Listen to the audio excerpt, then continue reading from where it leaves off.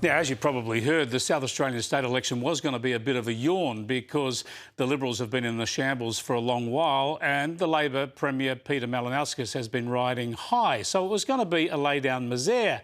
But what's made it really interesting nationally is One Nation's polling. Like they are in the rest of the country, One Nation are polling ahead of the Liberals. So it's going to be the first test for them, see how much damage they do to the Liberals, but also how much damage they can inflict on the Labor Party. Joining me live now from Adelaide is the South Australian Premier, Peter Malinauskas. Thanks for joining us, Premier.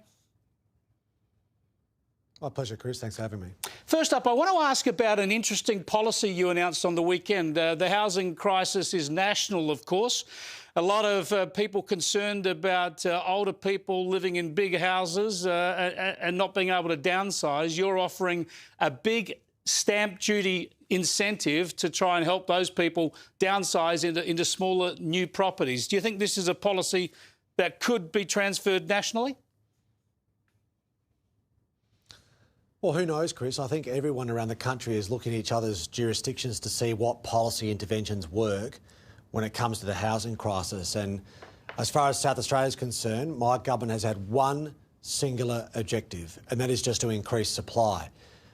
We've seen references to various silver bullet solutions in regards to the housing crisis, and many of them might actually make the problem worse. For instance, the Greens were advocating for rent capping at one point, which of course would be an act of madness when you're trying to incentivise the growth in supply.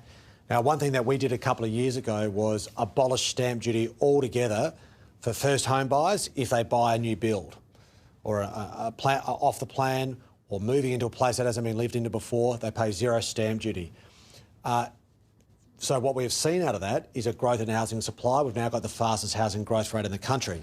So we've now decided to extend that policy beyond just first home buyers to also people who downsize, people over the age of 60 who are in the bigger family home, who might have stayed there because they're worried about the transaction cost of stamp duty.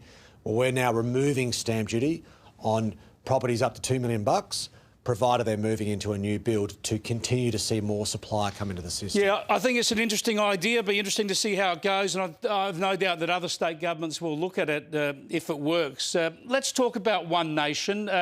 They're making a big surge in the polling in South Australia. You've recognised that. They had a bit of a launch there over the weekend. Here's what Corey Bernardi, the former Liberal, now running for the upper house in South Australia, had to say.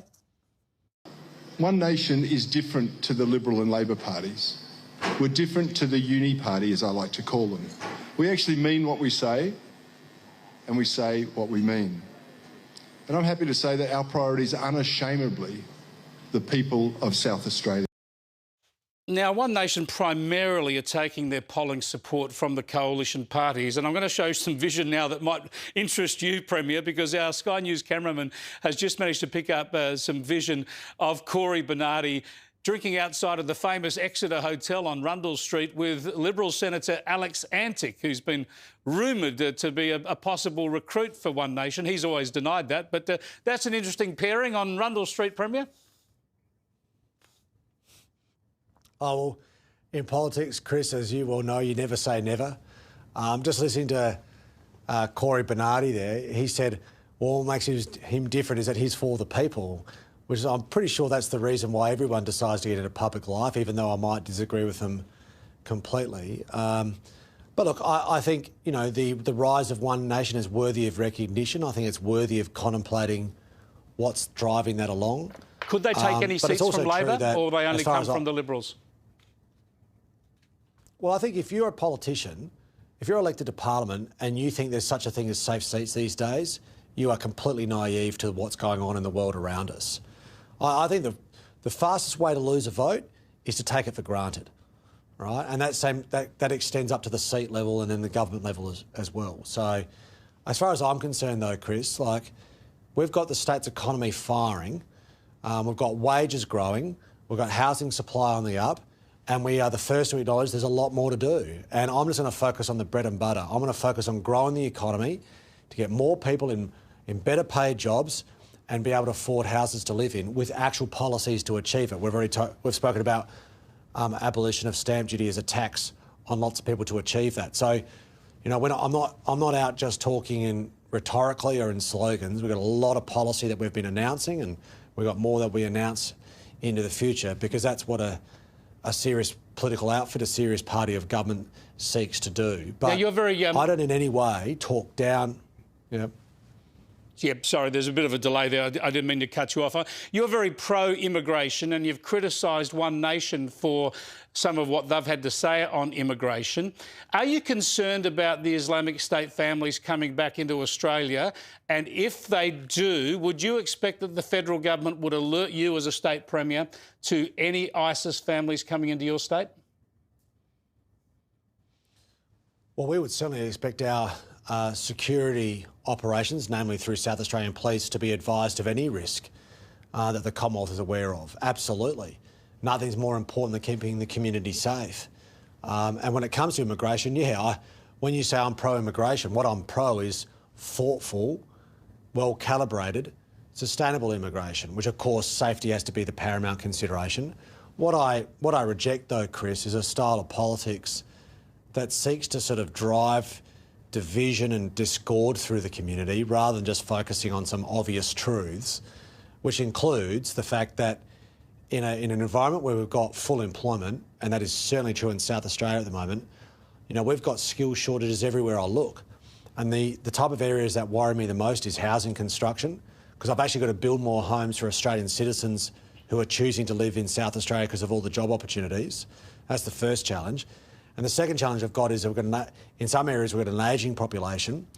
We've got more people going to aged care, and they're struggling to recruit people to work in those environments. And they're just two examples of an obvious place where migration should come in. You expressed that in a rather controversial way last week. Have a look. My message to One Nation voters is, who's going to feed you and bathe you and wipe your bum when you're 90, right? Because it ain't going to be your kids. Because if I get my way, they're going to be working on submarines. Premier, do you regret that? Was that a bit demeaning towards immigrants? No. No, it doesn't diminish their value. In fact, the opposite's true. I'm speaking to the value of people who come into this country and share our values, and work hard and seek to provide for their families. In fact, if you extended that clip, I went on to say we want young South Australians getting the skills to be able to build submarines, which are going to be really well-paid jobs. They will have to be Australian citizens necessarily because of security requirements on the AUKUS program. So I want young Aussie kids getting the skills to get high-paid jobs, doing something very purposeful for our whole nation to build submarines. And then I want them to have a home to live in. And that means someone's going to have to build that home. And what we've seen in this country, including in South Australia, is waves of migration doing the jobs on building sites that no one else is willing to do. We've got a shortage of concreters, we've got a shortage of bricklayers, and in the past we had the Greeks and Italians doing that work. Then we had the Serbs and the Croats doing that. These are good people who work hard, right? They share our value system of working hard and providing for their families. And I think that's a good thing. And I think, you know, most Australians would acknowledge that's been a critical part of the Australian story. I count my family as part of that. My grandfather was Lithuanian, and all he did, he came here and just worked his guts out so that his son, and then in turn me and my brother and sister had a shot in the world. And I think that's a good thing. And that's why I'm not adverse to just pressing back a little bit against this idea that all immigration's bad and just trying to divide everybody up. Let's just speak about it honestly and speak to the value that it has culturally, but also economically, particularly in an environment of full employment where we need people building houses. What would break my heart, Chris, is if we saw an opportunity lost in South Australia, an unprecedented economic opportunity that we've got in this period of growth, if we lost out on that because we said no to people who are willing to come here and do jobs that no one else is willing to do.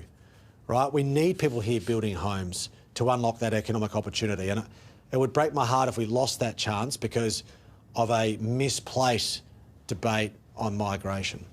Premier, thanks so much for joining us. Hope to catch up with you again in South Australia during the campaign. Thanks, Chris. Cheers. Peter Malinauskas there, the Labor Premier of South Australia. Look out for One Nation in that state poll. We'll be all over it here on Sky News.